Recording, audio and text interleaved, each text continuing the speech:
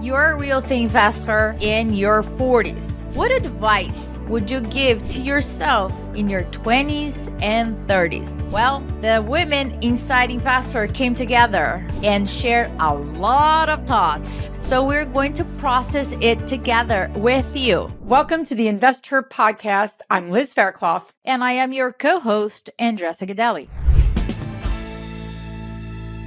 We're going to go over the top 5, I guess, right, Liz? Who knows what's going to happen here? So let's start. The number one most frequent advice that was given is invest in yourself first. And that can go in so many directions, right, Liz? How do you interpret that? I think the first thing that comes to my mind when I see, because not to go down too many rabbit holes, but you could say invest in yourself, but it didn't say invest in yourself. It said invest in yourself first. So I think first is the key word. And what that means to me is that women need to stop putting everyone else before themselves. Meaning, and that can look so many different ways, right, Andressa? You can be investing in your health, investing in your wealth, investing in your actual, property, right? As we know in real estate, but it's really about putting your needs before others. And I really think that's probably something that many women do learn over decades versus, yep, I'm doing that in my 20s, 30s, 40s, and beyond.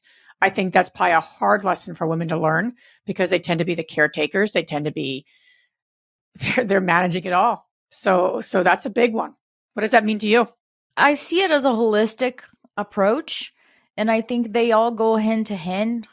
Many times I know for myself on my 20s and 30s, self-care was not a priority whatsoever. And my mental load started getting heavy and heavier as I got older. And now self-care, I believe right now is like my number one. So all the women on their 40s are telling the women in their 20s and 30s, don't wait until your 40s to adjust your mentality about how you take care of your body, mind, and soul, which will affect how you show up in the world, how you invest in real estate, and how you build a business. Sometimes we're like, well, I am in survival mode, so I need to do what I got to do.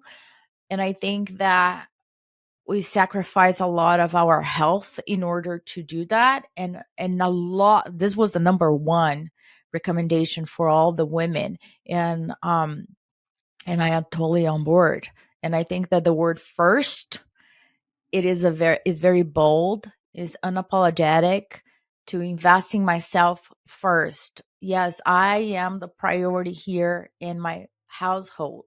I am responsible for my happiness. I come first. I asked my son another day that question.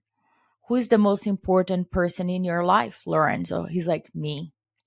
And I am like, who do you think is the most important person in my life? He said, you. You are the most important person in your life. Then second, me, right? I was like, yes. Of course. I was like, yeah, but in a way that he doesn't feel like, oh my gosh, my mother does not put me on top. I want him to put himself first. And he is a white American privileged boy that I'm raising. And I want all the little girls from everywhere to feel the same way that he does. And all the women on their 20s and 30s and 40s that are listening to do the same. You are the most important person in your life. So you come first. So let's talk about the second one. This one. Somebody said, pick your spouse. Pick the right spouse. Right was the key word. You're right. Yeah, exactly. Yeah. Pick the right spouse. And this is also a business decision. And I think people underestimate the power of the spouse and how much it affects or not. And I'll put a pause over here, right? Did I think I picked the right spouse? Yes. Did it turn out right? No.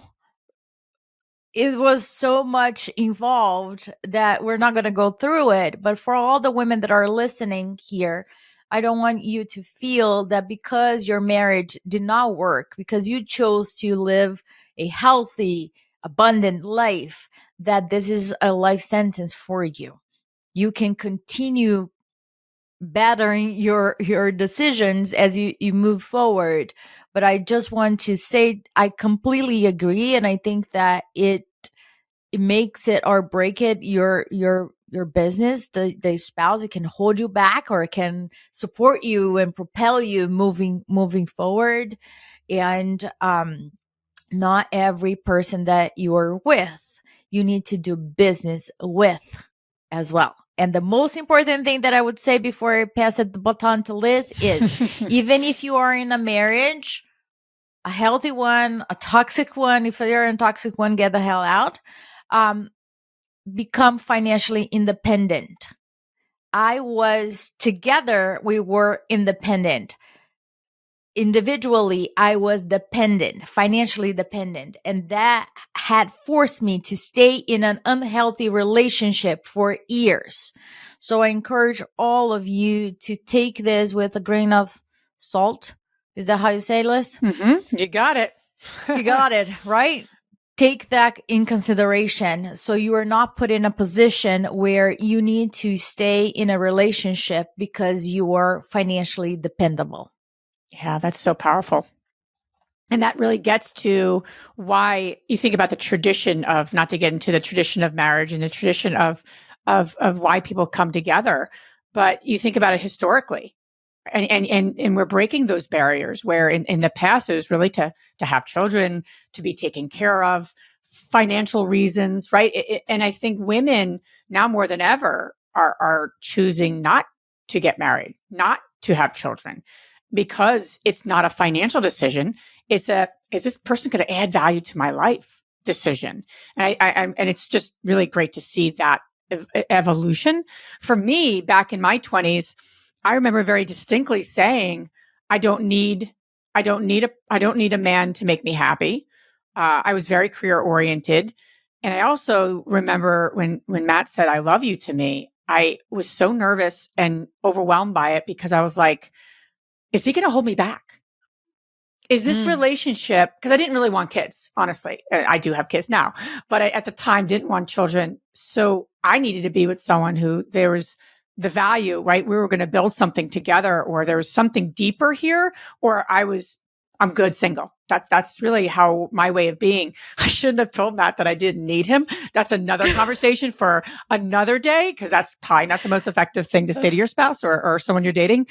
However, what I think in terms of picking the right spouse, something that was very evident to me that helped me to say, okay, this is someone I want to spend my life with, was that we were having conversations about what our life looked like in 20 years, one of our first dates. And it wasn't about the children or the money. It was really about what did we want to create in our lives. And so what at the time we were seeing is what I'm seeing from my life and what you're seeing. Is there almost like a overlap? Is there something that's overlapped that we can do together? And so that to me was the, okay, this is someone special I can really create a life with versus everything else. And obviously business. And we started investing together early on before we were married, bought our first duplex. So the right spouse is a really big one. I don't think it's necessary for everyone, but I think for those who want to be in a relationship and choose that, it's beyond the money or the kind of traditional generational baggage that we've been given as women. It's more about the idea of, is this someone I want to grow with, expand with, create a life with? And so those check marks were for me at the time.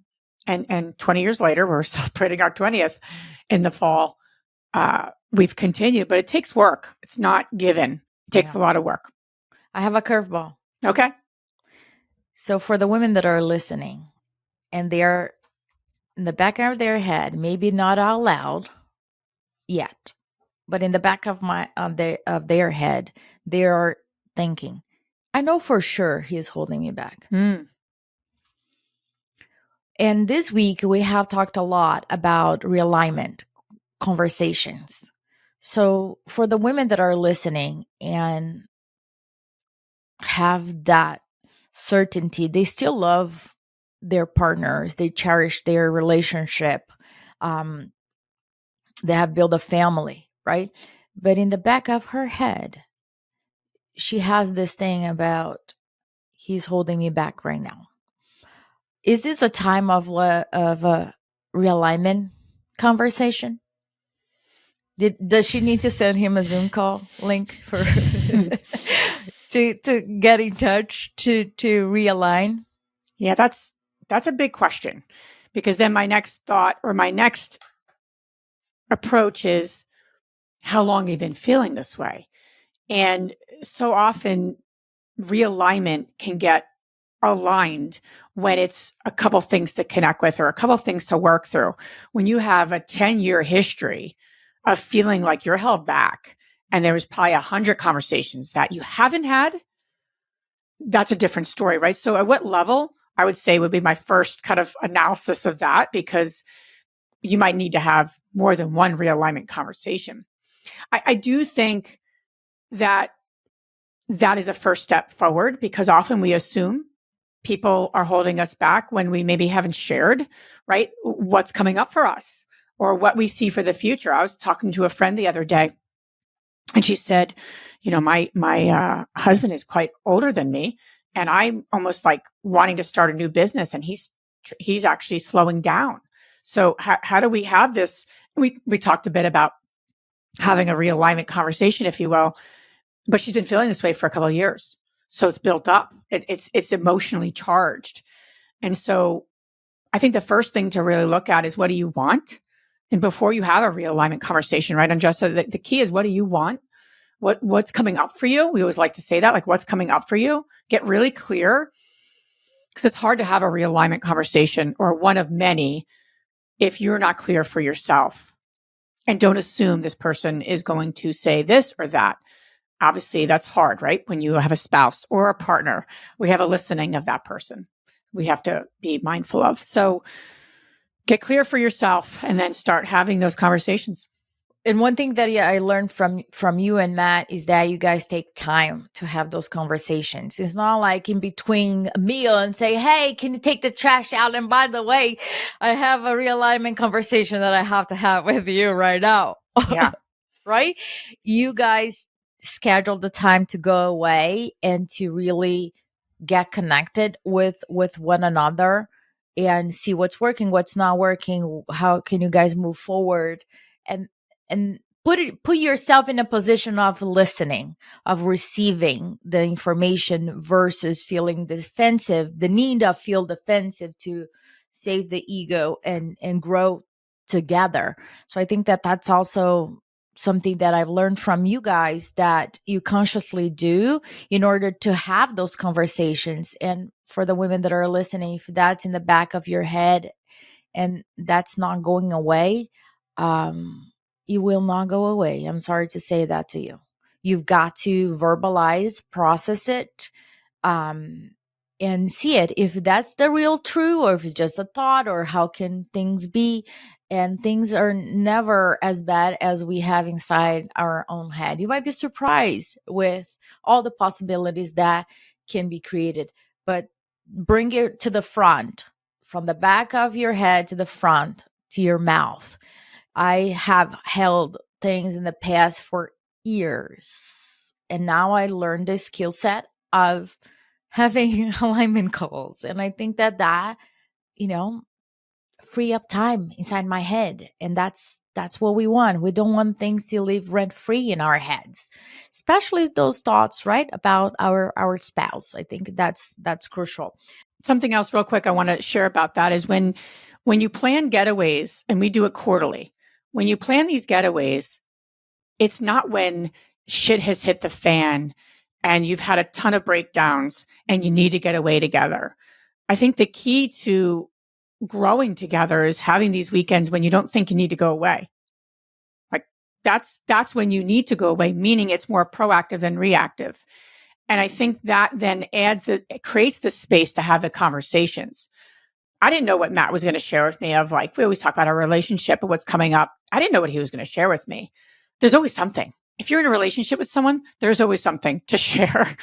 So I just say that because so many people do these things when like they have to, versus when you really don't think you need to go away is when you do need to go away. And that's why it's planned ahead of time. And it's just a kind of a quarterly getaway versus, wow, we really need to go away together. No, that's when it's too late. That's when it's a little too late. So that would be my recommendation, is get it on the calendar, even if you don't think you need to. Awesome. The other advice that was given is to start investing now.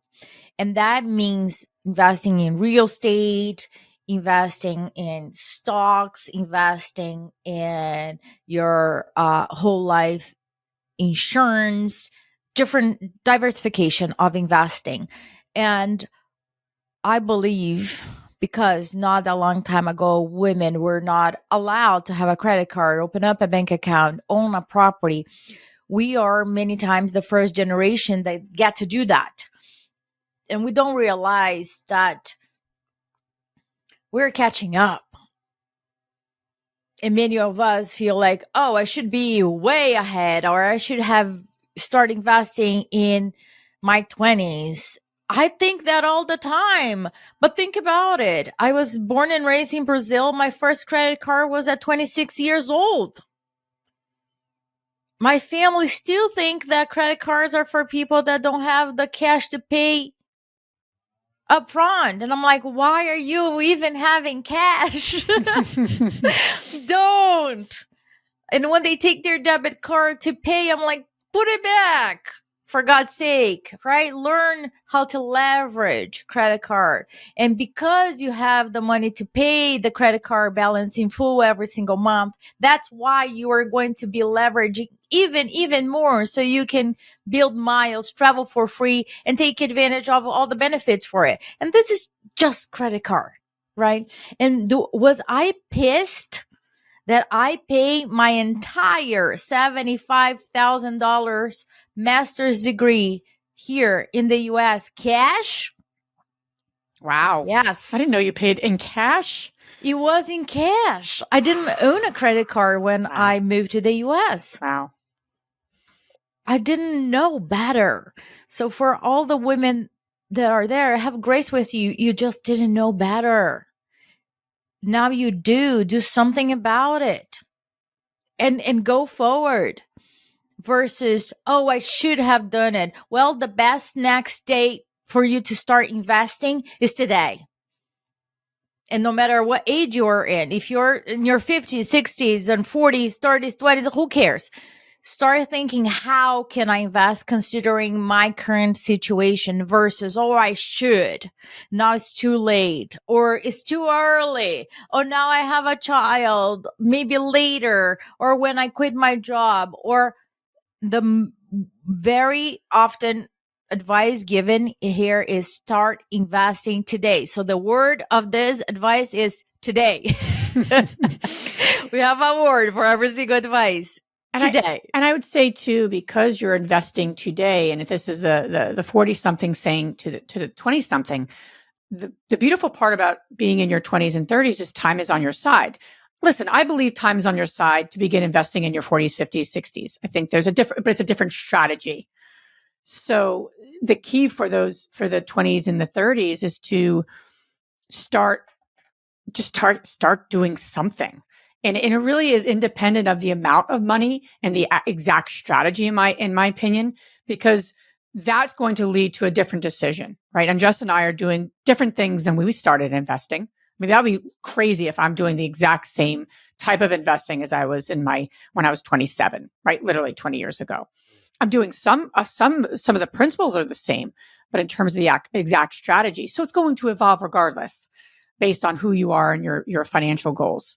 But just the act of doing something with a certain amount of money is going to build the confidence, regardless of it being a home run, right? It's just about hitting a single, doing and something. Take advantage of the compound effect, right?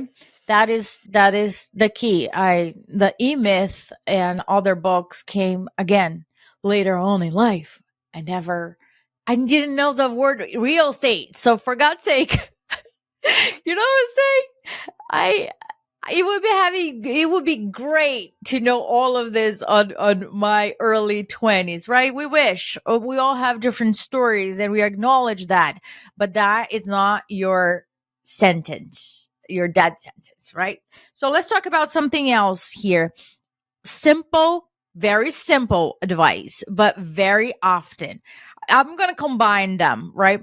It's all about self care here, but they were very specific about the advice. So they said, lift weights, take care of your teeth, check your hormones, and drink water. So it's very specific. And sometimes, like, of course, drink water. But now I'm thinking, like, I need to drink more water than I'm drinking now. And those are such basic needs.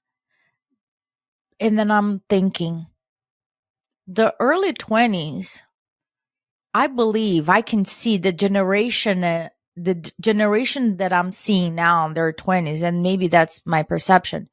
I feel that they are focused on more on the self-care that all of us on our 40s were not. I would agree. I would agree. Maybe because they are not having children or not choosing to have children, so they have themselves. They got some more time on their hands. I think there's a selffulness, though, right? It's not selfish. Oh, one more here. Sunscreen. Oh, sunscreen. Sun freaking screen. Yes. There's a level of, I've heard it, and they embody this selffulness.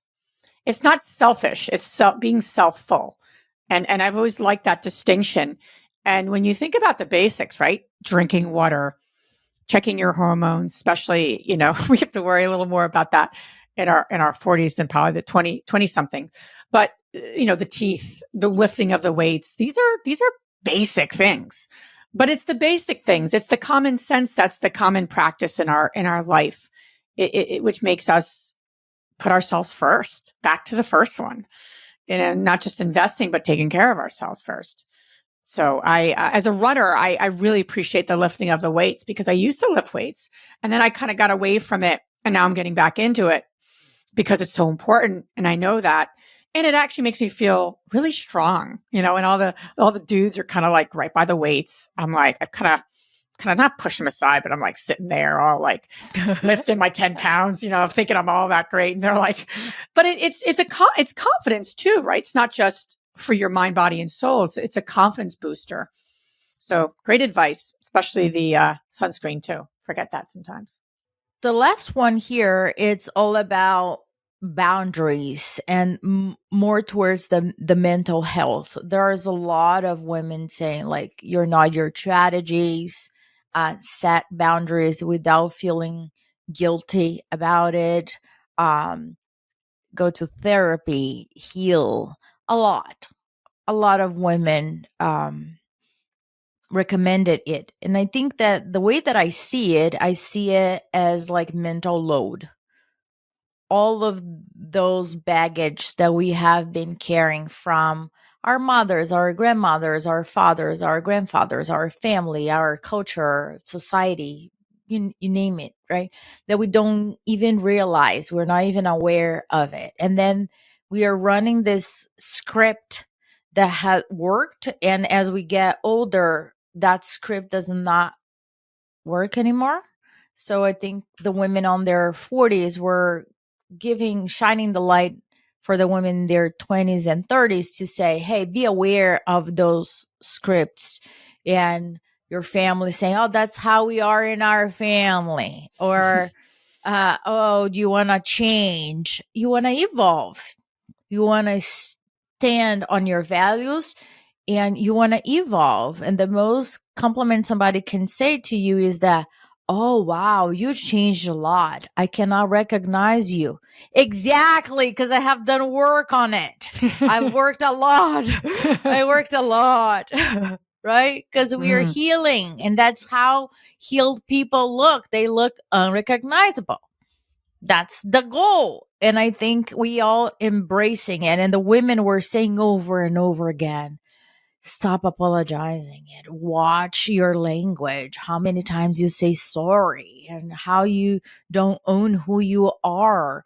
Really like standing on your own power. And I thought that was beautiful. I want to throw a curveball in that really quickly. Do you think there's a level that, as I think about people in their 20s, right? If I'm in my 20s, is it necessary for me to go through my 30s, my 40s to get that lesson? Or do you think setting boundaries is realistic for a 20-year-old? Or do they need to go through that so that they can then tell their 20-year-old self, set boundaries? I guess the question is, part of boundary setting is not having the boundaries. Learning, or is it just a lesson they need to learn and they can do it when they're younger? Well, I think boundaries, the word boundaries, right? I didn't learn that You don't on learn it. I didn't even know. Yeah. Right. So I'm teaching my son now what boundaries look like. And sometimes he is taking a shower and he says, can I have some privacy? Absolutely. Let me close the door. That's a boundary. Yeah. I think it's a muscle. I feel many women and man, doesn't really matter, look at boundaries as something like, listen, this is my way or the highway. And I read something beautiful in there. I don't know if it was you, Liz, that wrote, or somebody else, that says the people that respect you and like you will buy into your boundaries and support your boundaries. The people that don't really care about you, don't have a deeper relationship, will look at that as like, oh my gosh, that's right. So I think boundaries is a new language that as early as possible to do it in different ways. In different ways you can implement it as you go forward. I think for me, I've learned that later on, and there was a guilt part of it. Oh, I'm going to tell them that if they arrive late, that's a deal breaker for me. But it is a boundary. And everybody around me knows that I value time so much that if you are late to a meeting to me, there is a higher perception that that won't work for me. And that is a boundary. And I don't feel bad about it at all. It's all good. And I don't need to justify to people why I'm having certain boundaries. And I think that is just this conversation that we keep having it and normalizing having boundaries. Normalizing. So I That's the think key. the surprise thing I hope one day will be like when we find women that don't have boundaries. I'm like, what do you mean you don't? What are Versus your having boundaries? boundaries, you look like the odd person. You will look like an odd Yeah. person because we are creating this concept of we do have boundaries, we do go to therapy, we do take care of our mind, body, and soul. We invest in different types of asset classes.